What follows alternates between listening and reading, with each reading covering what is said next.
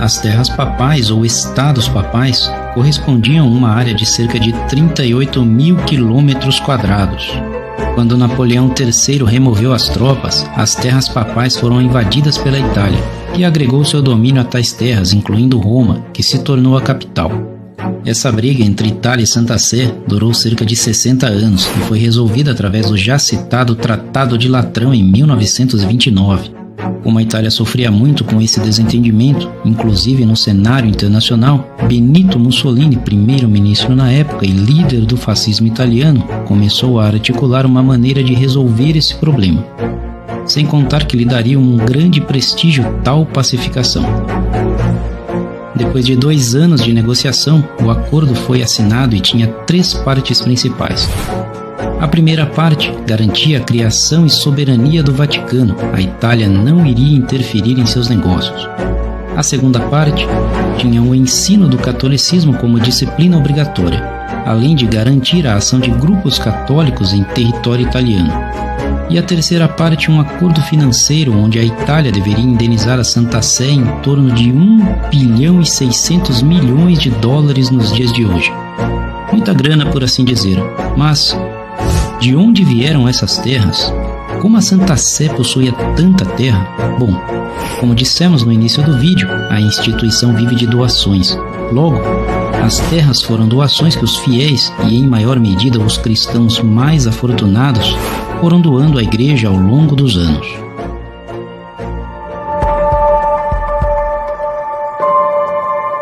Com essas terras em mãos, a Santa Sé cobrava imposto de quem vivia nelas, e não somente isso, também comercializava alguns recursos naturais para levantar a renda. Ao passar por apertos, era necessário um novo modo de levantar recursos.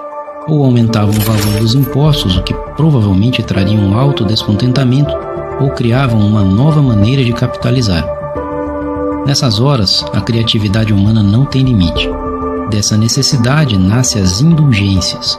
A vantagem mercadológica é que o produto não existia de fato.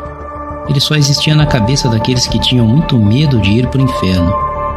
A salvação e perdão dos pecados existem, evidentemente, para os que creem. O que não existe é uma maneira de adquiri-la com dinheiro. Indulgência deriva do termo latim indulgentia, que significa perda para uma pena. Para Santa Sé, a indulgência era a forma de remir parcialmente ou totalmente os pecados de um indivíduo, ou seja, bastava pagar, colocar uma boa quantia de dinheiro ou pedaço de terra que automaticamente a pessoa era perdoada. Na época, como pouca gente sabia ler, isso colava bem. Não pense que isso é coisa do passado, embora a prática oficial não exista mais, ainda existe o eco da prática. Na igreja protestante, por exemplo, há pessoas que pagam dízimos a mais para se sentirem perdoados, e quem se aproveita disso são os pastores oportunistas. Isso inclusive foi um dos principais motivos que levaram à reforma protestante. Martinho Lutero observou que a Igreja Católica vendia uma vida de piedade, privação e miséria para os fiéis, enquanto os líderes da igreja levavam uma vida luxuosa. Luxo esse que daria muita inveja às pessoas que gostam de ostentar nos dias de hoje. Voltando para as indulgências, essa prática durou cerca de 1000 anos e trouxe riquezas e mais riquezas para os cofres da Santa Sé. Pecados pequenos eram baratos de quitar, enquanto os pecados maiores tinham no céu o limite. O fim dessa prática veio a partir da Revolução Francesa de 1879. Napoleão Bonaparte passou a cobrar tributos à igreja, prática que foi adotada por outros líderes da época também. Em resposta, o Papa disse que a prática era a obra do diabo. É claro, quando é a igreja que cobra dos outros, é vontade de Deus, e quando os outros cobram da igreja, é obra do diabo. Bem conveniente, não? Conveniente ou não, o fato é que com a nova prática adotada pelos governantes, os cofres foram se esvaziando e um novo problema foi criado. Para compensar a balança, ao invés do Vaticano diminuir os gastos, que era o mais óbvio, eles aumentaram os impostos sobre as pessoas. Com isso, a insatisfação foi geral e tempos depois foi necessário tomar um empréstimo de uma das famílias mais ricas da época. Ironicamente, uma família de judeus, os Rothschild. Uma bagatela de 50 milhões de francos para cobrir as despesas de um ano inteiro. O que não descobrimos é o que os Rothschild receberam em troca. Isso permanece um mistério. No mundo em que eu vivo, ninguém empresta o equivalente a 10 milhões de dólares sem uma boa garantia em troca. Até mesmo nos dias de hoje, existem ligações entre o Vaticano e os Rothschild e a agenda global como um grande reset. Esses motivos, cremos que sejam o suficiente para alicerçar financeiramente essa mega estrutura multibilionária chamada Vaticano.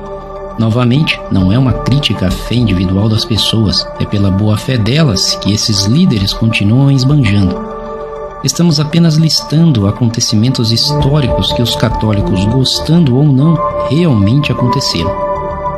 Quando o assunto são grandes quantias de dinheiro esse que não foi adquirido com o suor daquele indivíduo, dificilmente as pessoas não sucumbem à tentação de gastá-los, e na maioria das vezes desenfreadamente. Sem falar dos escândalos, e esses são de todo tipo de natureza.